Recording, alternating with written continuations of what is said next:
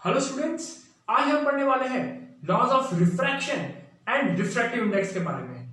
Fine, last video में हमने पढ़ा था रिफ्रैक्शन क्या होता है, cause of refraction and refraction through a rectangular glass lamp. अगर वो वीडियो अभी तक आपने नहीं देखा है तो वो वीडियो पहले देखें, सजेशन में मैं लिंक डाल रहा हूं कि इंपॉर्टेंट है कंसेप्ट जानना कि रेयर मीडियम डेंसर मीडियम के केस में क्या कहानी होती है।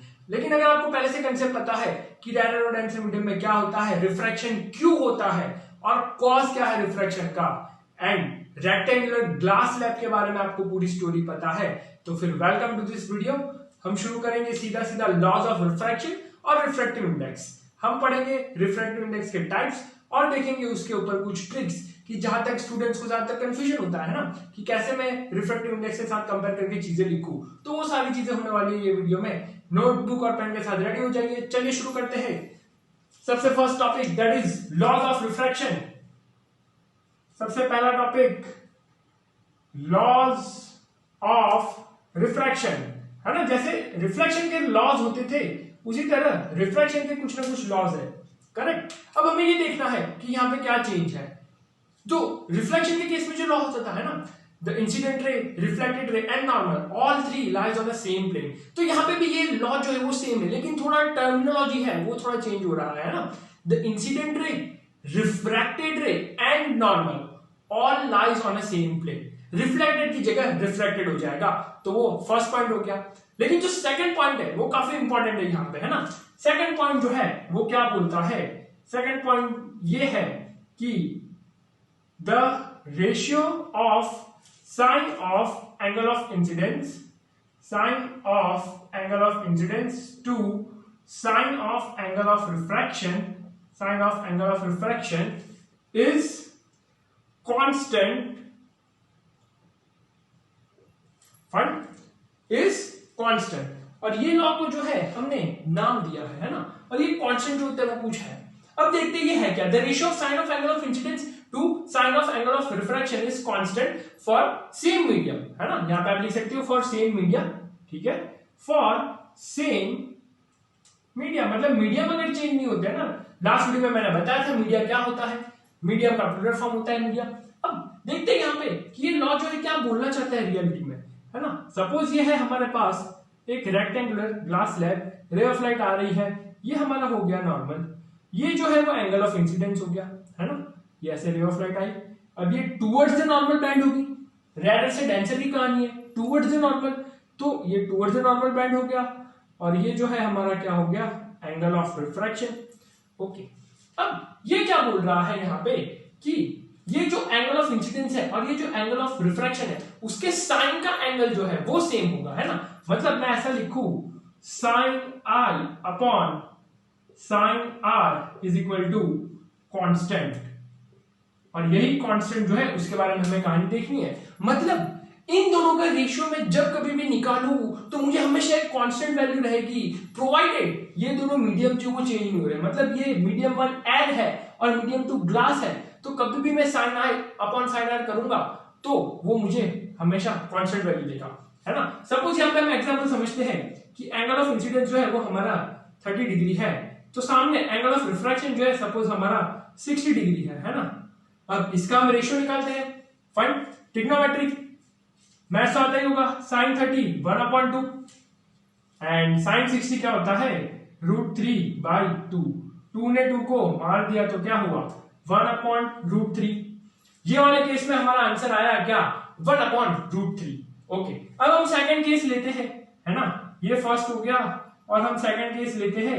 सेकंड केस में सपोज मेरा एंगल ऑफ इंसिडेंस 60 डिग्री है, एंगल ऑफ इंसिडेंस क्या है 60 डिग्री है, और यहाँ पे एंगल ऑफ रिफ्रैक्शन जो है वो सपोज मेरा 30 डिग्री है। अब इन दोनों का मैं रेशियो निकालू तो देखते क्या आता है, फाइन, ये क्या है √3/2 हो गया, ठीक है। ये क्या है एंगल ऑफ इंसिडेंस, लेकिन साइन 60 क्या होता है √3/2, और ये जो है 1/2, ठीक है। 2 ने 2 को मान दिया तो यहाँ पे तो आंसर आया √3। अरे यहाँ पे क्या आंसर आया, √3। अरे कैसे हो गया, ये कैसे हो गया, बता सकता है कोई, इसके पीछे का रीजन क्या है, क्यों ऐसा हुआ। यहाँ पे तो साइन जो है एंगल ऑफ इंसिडेंस 60 है, एंगल ऑफ रिफ्रैक्शन 30 डिग्री है। ऐसा क्यों? क्योंकि हमने पढ़ा है कि जब भी रेयर मीडियम से डेंसर मीडियम में जाता है ना, जब भी ray of light rare medium से डेंसर मीडियम में जाता है तो एंगल ऑफ इंसिडेंस जो है बच्चों वो हमेशा greater than angle of refraction होता है। यानी कि ये वाला केस जो है वो करेक्ट है और ये वाला केस गलत है, इसलिए दोनों केस में हमारा आंसर जो है वो डिफरेंट आ रहे हैं। कंसेप्ट समझ में आया है ना? तो कंसेप्ट ये है कि मेरा एंगल ऑफ इंसिडेंस जो है वो हमेशा कैसा होना चाहिए? ग्रेटर होना चाहिए एंगल ऑफ रिफ्रैक्शन से। क्यों ये वाले केस में? क्यों ऐसा? क्योंकि लाइट रेयर से डेंसर मीडियम में जा रही है ना? ये वाले केस की मैं बात कर रहा हूं, करेक्ट? स्पेसिफिकली ये केस जब रेयर से डेंसर मीडियम में जा रही है। क्लियर? चलिए अब इसको समझते हैं कि ये जो हमारा साइन आई अपॉन साइन आर जो है उसके बारे में क्या कहानी है। ठीक है, चलो ये मैंने आपको एग्जांपल से बताया, ऐसे केस आपको ध्यान में रखने हैं। अब यहां पे ये वाले केस में हमने लिया sign i1 upon sine r1, ये भी हमें क्या देगा? एक कांस्टेंट वैल्यू देगा। ठीक है ना? मतलब मैंने सपोज ये वाले केस में ये फर्स्ट केस का डायग्राम हो गया और ये जो है सेकंड केस का मैं यहाँ पे डायग्राम ड्रॉ कर रहा हूं। ये सेकंड केस और ये हमारा first case, ray of light आई ये हमारी नॉर्मल है, ये ऐसे बेंड हुई है ना। तो ये वाले केस की कहानी है एंगल आई और यहाँ पे एंगल आर। तो I1 बोल देते हैं, इसको R1 बोल देते हैं। तो ये वाले केस में मैं अगर साइन आई अपॉन साइन आर निकालूंगा तो उसकी वैल्यू कांस्टेंट आएगी। मान लेते सपोज एक वैल्यू आई, सपोज हम करते हैं 2.3, फाइन।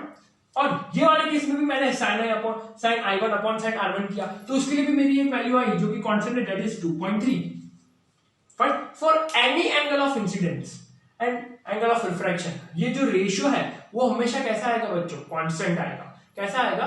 कांस्टेंट। और इसी को हम बोलते हैं, यही चीज को हम बोलते हैं स्नेल्स लॉ।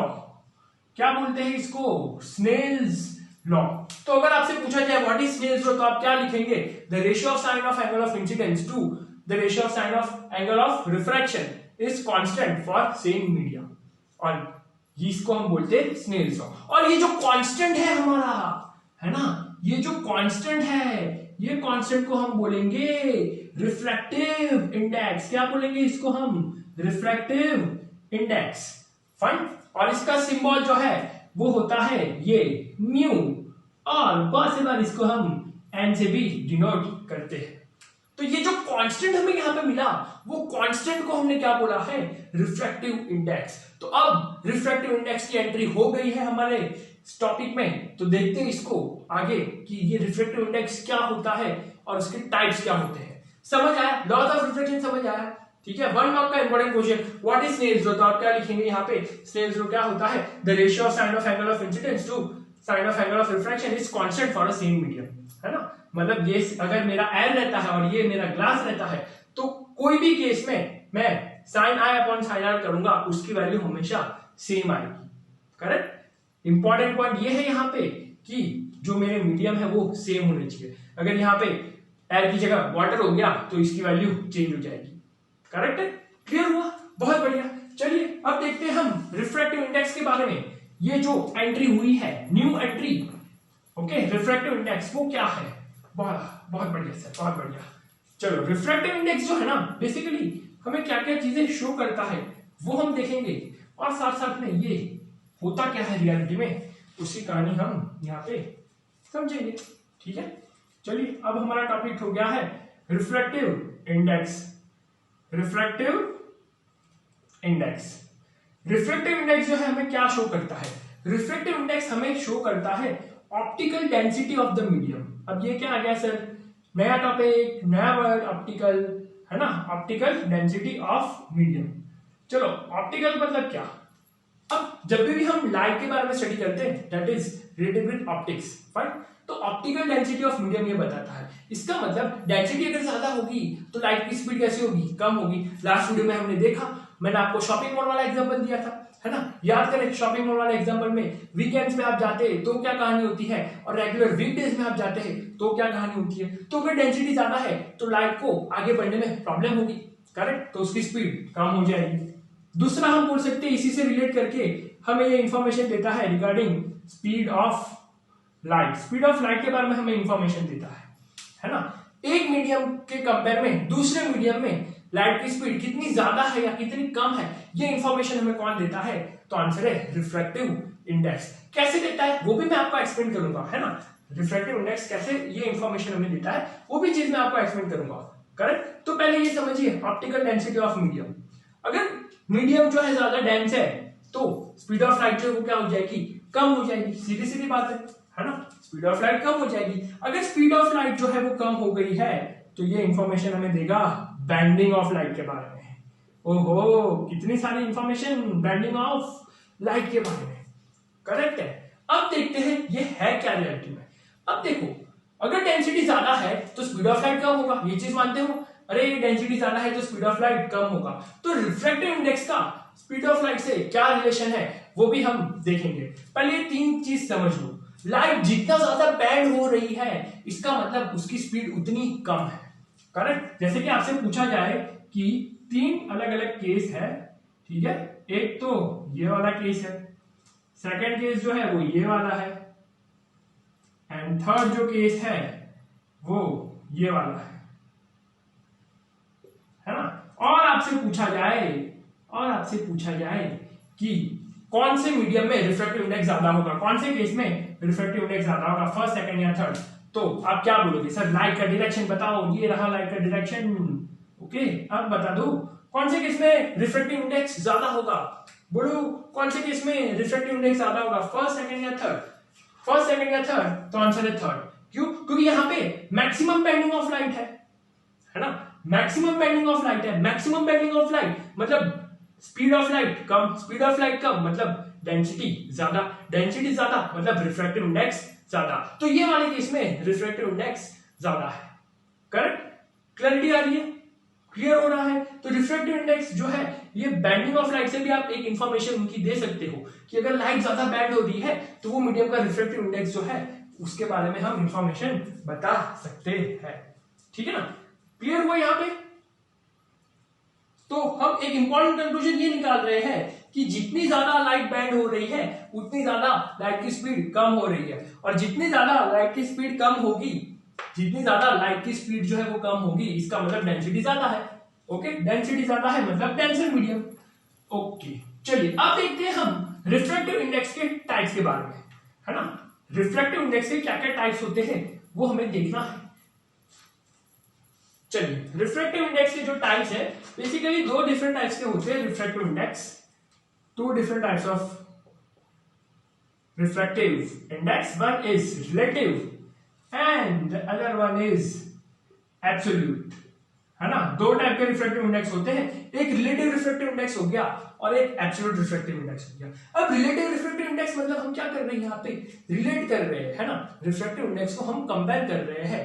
अब एक चीज आपको पता होनी चाहिए, that is refractive index is inversely proportional to speed of light. जो कंक्लूजन हमने अभी प्रीवियस वाले टॉपिक से निकाला, है ना। अगर स्पीड ऑफ लाइट ज्यादा है तो रिफ्रैक्टिव इंडेक्स कम होगा, अगर रिफ्रैक्टिव इंडेक्स ज्यादा है तो स्पीड ऑफ लाइट कम होगा, ठीक है। या रिफ्रैक्टिव इंडेक्स कम है तो स्पीड ऑफ लाइट ज्यादा होगा। अब ये इंफॉर्मेशन हमने प्रीवियस टॉपिक से निकाली, तो उन्हीं के बेसिस के ऊपर हमें देखना है रिलेटिव रिफ्रैक्टिव इंडेक्स जो है उसको हम कितने अलग अलग फॉर्म में लिख सकते हैं, है ना। एक तो जो तरीका है जिसमें हम रिलेटिव रिफ्रैक्टिव इंडेक्स बता सकते हैं, that is sine I upon sine R, है ना। मतलब angle of incidence upon angle of reflection, लेकिन साइन का रेशियो, करेक्ट। स्नेल्स लॉ में अगर आपने ऐसा लिख दिया the ratio of angle of incidence to angle of refraction is Snell's law, तो गलत, जीरो मिलेगा आपको। तो अंडे का फंडा क्या है यहाँ पे? अंडे का फंडा ये है कि आपको वहां पे बताना है sine of angle of incidence, correct. Sine of angle of incidence to sine of angle of refraction, ये है आपका अंडे का फंडा। मतलब अगर आपको 0 मार्क्स से बचना है तो आपको sine of angle of incidence लिखना पड़ेगा। डायरेक्ट हमने लिखा है ratio of angle of incidence to angle of refraction is Snell's law, गलत, 0 मिलेगा, ठीक है। एक तो ये तरीका हो गया रिलेटिव रिफ्रैक्टिव इंडेक्स को बताने का। यहाँ पे हम लिख देते हैं एन, फाइन। तो मैंने आपको बताया था कि म्यू भी यूज होता है और एन भी यूज होता है, कोई शक वाली बात नहीं है। तो जैसे कि सपोज यहां पे लिखा गया है n21, इसका मतलब क्या हुआ?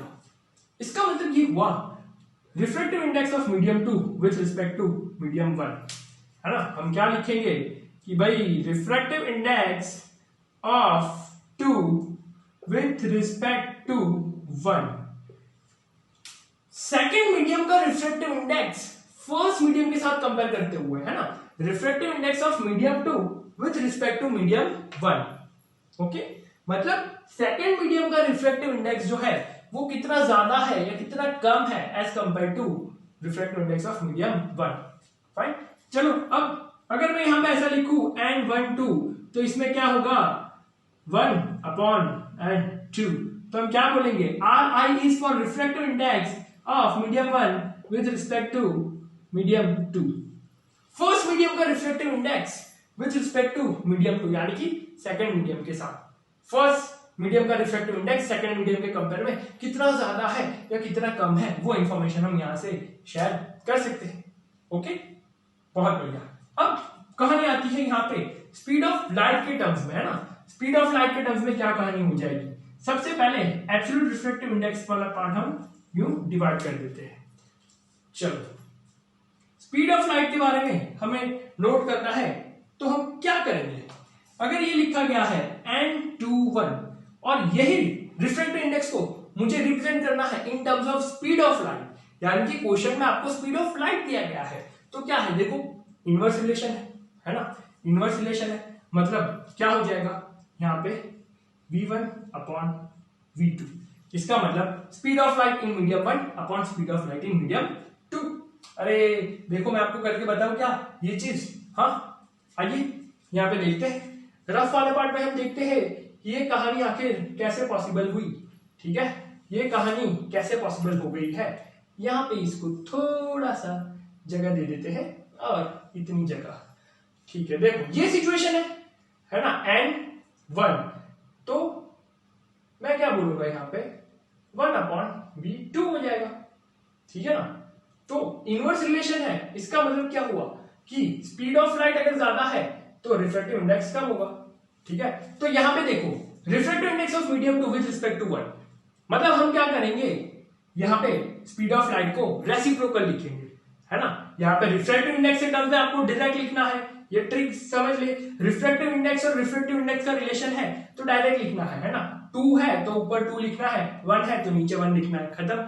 लेकिन रिफ्रैक्टिव इंडेक्स और स्पीड ऑफ लाइट का रिलेशन है तो आपको रेसिप्रोकल कर देना है, मतलब जो पहले आ रहा है उसको डिनोमिनेटर में लिखना है और जो बाद में आ रहा है उसको न्यूमरेटर में लिखना है। Fine, simple. तो यही केस में अगर मैं ऐसा लिखूं यहाँ पे n12, है ना, ये वाले केस में मैं ऐसा लिखूं n12, तो इसका फॉर्मूला क्या बन जाएगा, v2/v1, मतलब speed of light in medium 2 upon speed of light in medium 1। इसको हम बोलते हैं रिलेटिव रिफ्रैक्टिव इंडेक्स, मतलब हम रिलेट कर रहे हैं रिफ्रैक्टिव इंडेक्स को, है ना। अब रिलेट किससे कर रहे हैं, तो फर्स्ट केस में रिफ्रैक्टिव इंडेक्स ऑफ 2 मीडियम से कर रहे हैं और सेकंड केस में speed of light in 2 medium से कर रहे हैं। और ये इंफॉर्मेशन हमें कहां से मिला, वहां से। और ये इंफॉर्मेशन हमें कहां से मिला, प्रीवियस टॉपिक जो मैंने आपको एक्सप्लेन किया कि रिफ्रैक्टिव इंडेक्स से हमें क्या क्या इंफॉर्मेशन मिलती है, करेक्ट। आते हैं हम एब्सोल्यूट रिफ्रैक्टिव इंडेक्स के ऊपर। एब्सोल्यूट रिफ्रैक्टिव इंडेक्स जो है वो कुछ नहीं होता, absolute refractive index is the ratio of speed of light in vacuum to the speed of light in any medium, है ना। तो हम इसको क्या लिखेंगे, ये हो जाएगा speed of light in vacuum, ठीक है, speed of light in vacuum upon speed of light in medium, speed of light in medium. ये हमारा क्या हो जाएगा यहां से इंफॉर्मेशन, करेक्ट। तो ये हो गया हमारा absolute refractive index. Absolute refractive index मतलब हमने बेस माना है ना, कि लाइट जो है वो कहां से आ रही है, वैक्यूम से आ रही है। लाइट जो है वो कहां से आ रही है, वैक्यूम से आ रही है। फाइन, तो speed of light in vacuum upon speed of light in medium. अब ये मीडियम कुछ भी हो सकता है मेरा, एयर हो सकता है, ग्लास हो सकता है, वाटर हो सकता है, यहाँ पे मीडियम कुछ भी हो सकता है, तो उसको हम बोलते हैं एब्सोल्यूट रिफ्रैक्टिव इंडेक्स। इसमें हमने बेस मान लिया कि लाइट जो है वो वैक्यूम से आ रही है और हमें पता है स्पीड ऑफ लाइट वैक्यूम में मैक्सिमम होता है 3 × 10⁸ मीटर पर सेकेंड, करेक्ट। तो ये कहानी हो गई बच्चों हमारी किसकी, एब्सोल्यूट रिफ्रैक्टिव इंडेक्स की, और ये जो है हमारा रिलेटिव रिफ्रैक्टिव इंडेक्स। अगेन ध्यान से समझिए, रिफ्रैक्टिव इंडेक्स और रिफ्रैक्टिव इंडेक्स का रिलेशन है तो डायरेक्ट रिलेशन है ना, n/1। तो हम इसको कैसे रीड करेंगे, refractive index of medium 2 with respect to medium 1। लेकिन अगर स्पीड ऑफ लाइट के साथ हमें कंपेयर करना है तो वो क्या हो जाएगा, उल्टा हो जाएगा, यानी कि रेसिप्रोकल हो जाएगा। तो हम क्या बोलेंगे, ये refractive index of medium 2 to medium 1। Okay, तो इसकी डेफिनेशन स्पीड ऑफ लाइट के टर्म में क्या हो गई, तो the refractive index of medium 2 with respect to medium 1 is defined as the ratio of speed of light in medium 1 to speed of light in medium 2। देखो कुछ नहीं किया है ना, फॉर्मूला से आप डेफिनेशन बना सकते हो बच्चों, फॉर्मूला से ही आप डेफिनेशन बना सकते हो, है ना। जैसे कि यहाँ पे the refractive index of medium 2 with respect to medium 1 is defined as the ratio of refractive index of medium 2 to medium 1, खत्म। और यहाँ पे स्पीड ऑफ लाइट के टर्म्स में बताना है तो the refractive index of medium 2 with respect to medium 1 is defined as speed of light in the ratio of speed of light in medium 1 to the speed of light in medium 2। हो गया, कहानी खत्म। ठीक है, clear हो रहा है। अब यहाँ पे देखो, जैसे कि ये लिखा है, बताओ भाई, ये मैंने लिखा है ए जो है वो एयर के लिए है, जी जो है वो ग्लास के लिए है। इसको मुझे स्पीड ऑफ लाइट के टर्म में बताना है तो क्या लिखेंगे हम, है ना, क्या लिखेंगे। देखो speed of light, refractive index of speed of light मतलब इनवर्स रिलेशन, सर ने बताया। Refractive index of speed of light मतलब इनवर्स रिलेशन, मतलब velocity of light in glass upon velocity of light in air. खत्म, खत्म, clear. ये चीजें बच्चों न्यूमेरिकल्स में आपको बहुत हेल्पफुल होगी। अगर ये चीज आपको नहीं पता है तो न्यूमेरिकल्स में फॉर श्योर आपको कुछ समझ नहीं आने वाला है कि ये क्या बोल रहा है, और न्यूमेरिकल्स आप पक्का छोड़ के आने वाले हो। करेक्ट, समझ आ रही है कहानी, बहुत बढ़िया। अब इसी को अगर मुझे लिखना है with respect to refractive index, तो हम क्या लिखेंगे, refractive index of air upon refractive index of glass. और पढ़ेंगे क्या, refractive index of air with respect to glass, और इसमें हम क्या पढ़ेंगे, refractive index of air with respect to glass. लेकिन स्पीड ऑफ लाइट के टर्म्स है तो हमने क्या कर दिया, इसको रेसिप्रोकल कर दिया। अरे क्या कर दिया, रेसिप्रोकल कर दिया। ठीक है, क्लियर हुआ, ओके फाइन। अब देखते हैं हम आगे कि कुछ और नोटेशंस भी होते हैं, है ना। ये जो हमने जनरल नोटेशन देखा रिफ्रैक्टिव इंडेक्स का, ये तो कॉमन यूज होने वाला है, लेकिन बहुत से बार क्वेश्चन में फंसाने के लिए बच्चों को कुछ और नोटेशन भी यूज किया जाता है। हालांकि इतना कंफ्यूजिंग नहीं है, इजी है। अगर ये चीज आपको समझ में आ गई है तो दूसरा पॉइंट भी आपको समझ आ जाएगा, है ना। जैसे यू लिखा है 2 और यहाँ पे 1, या ऐसे लिखा है 2 और यहाँ पे 1, है ना। तो इसका मीनिंग क्या हुआ, इसका मीनिंग कुछ नहीं हुआ, इसका meaning refractive index of medium कौन सा है भाई, देखो बाद में कौन सा है, 2 विथ रिस्पेक्ट टू 1। इसमें जो बाद में आएगा उसको पहले लिखना है ना। इसमें जो बाद में आएगा उसको पहले लिखना है।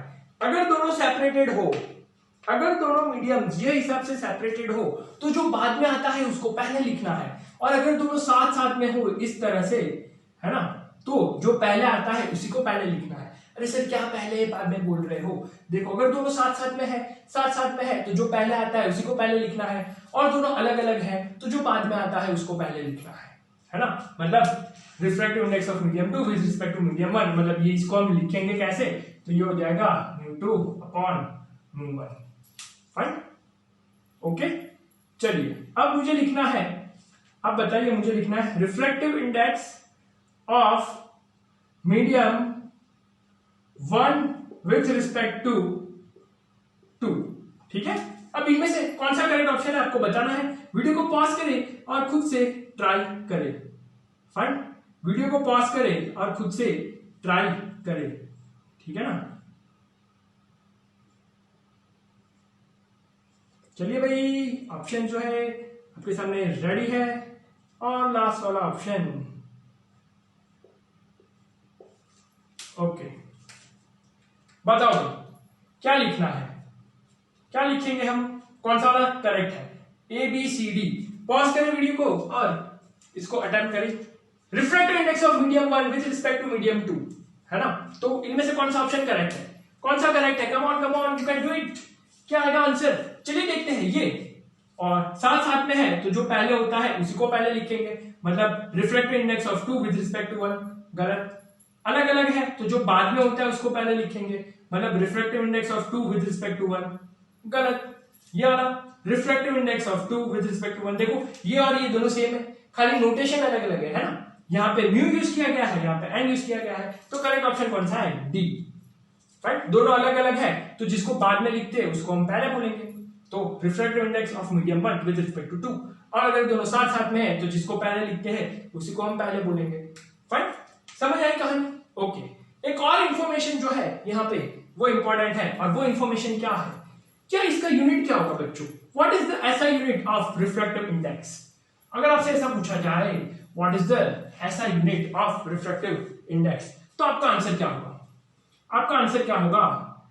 तो आंसर ये होगा कि इट इज यूनिटलेस, है ना। रिफ्रैक्टिव इंडेक्स जो है वो क्या है? एक यूनिटलेस क्वांटिटी है, मतलब इसका कोई यूनिट नहीं है। क्यों कोई यूनिट नहीं है? देखो कोई यूनिट क्यों नहीं है, अगर हम बात करें इसके बारे में, ठीक है ना, तो सपोज मैंने लिख दिया refractive index of 2 with respect to 1, ये मैंने लिख दिया, तो देखो ये क्या है? स्पीड ऑफ लाइट है, और ये भी क्या है? Speed of light. Speed of light और स्पीड ऑफ लाइट कैंसिल हो गया, है ना, दो सेम क्वांटिटीज का ये रेशियो है, मतलब स्पीड ऑफ लाइट और स्पीड ऑफ लाइट का ये रेशियो है, तो स्पीड ऑफ लाइट और स्पीड ऑफ लाइट कैंसिल हो गया, तो बचा क्या? कुछ नहीं, बाबा जी का ठुल्लू। इसका मतलब ये है कि इसका कोई यूनिट नहीं है, ये एक यूनिटलेस क्वांटिटी है। Again important question for the point of view, from the point of view of 1 mark, that is what is the SI unit of refractive index? तो आपका आंसर क्या होगा? Unitless. It is unitless quantity, है ना। जैसे magnification unitless हुआ करता था, वैसे रिफ्रैक्टिव इंडेक्स भी क्या है? एक यूनिटलेस क्वांटिटी है। Fine, okay. अगर आपका रिफ्लेक्शन का कंसेप्ट क्लियर है तो ये क्वेश्चन का आंसर जो है कमेंट सेक्शन में जरूर करें और मुझे बताएं कि क्या कहानी है, ठीक है। ये है रे ऑफ लाइट, और यहां से मैं पूछ रहा हूं what is angle of refraction? What is angle of refraction ये वाले केस में? फाइन, और दूसरा पार्ट है विल लाइट रिफ्रैक्ट? फाइन, ये दो क्वेश्चन है ना। ये रहा फिगर आपके सामने। ये केस में पहले वाले पार्ट में आपको बताना है what is angle of refraction, और दूसरे वाले पार्ट में आपको बताना है विल लाइट रिफ्लेक्ट। ओके, देखते हैं आपके रिफ्लेक्शन के कंसेप्ट कितने क्लियर है और रिफ्रैक्शन वाला पार्ट आपको कितना समझ आया है। तो यही क्वेश्चन के साथ आज का वीडियो जो है हम एंड करते हैं, और ये जो क्वेश्चन है उसके आंसर आप कमेंट सेक्शन में जरूर बताइए, और आप डिस्क्रिप्शन बॉक्स भी चेक कर सकते हैं for the video links of different parts. Okay, next video में हम पढ़ने वाले हैं regarding the rules for image formation.